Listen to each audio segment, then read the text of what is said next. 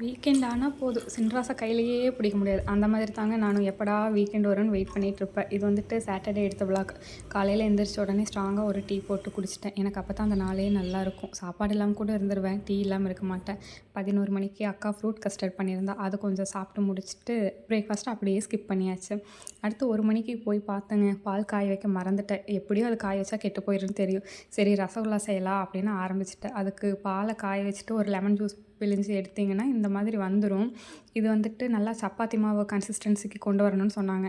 நானும் போட்டு இதை வந்து பிசைஞ்சு அழுத்தி பார்க்குறேன் வருவனா அப்படிங்குது. சரி என்ன பண்ணுறது, ஆரம்பிச்சாச்சு இனி என்ன விடவா முடியும்னு நானும் ட்ரை பண்ணிகிட்டே இருக்கேன். சரி இது அந்த கன்சிஸ்டன்சிக்கெல்லாம் வராது, ஏதோ ஒரு மாதிரி உருட்டி வச்சுருவோன்னு உருட்டியாச்சு.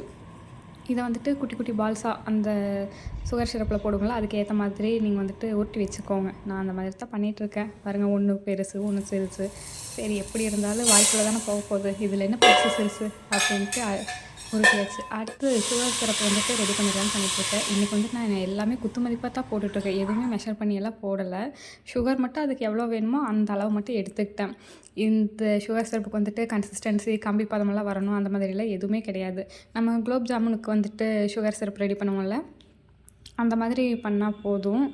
அதுதான் பண்ணிகிட்ருக்கேன்.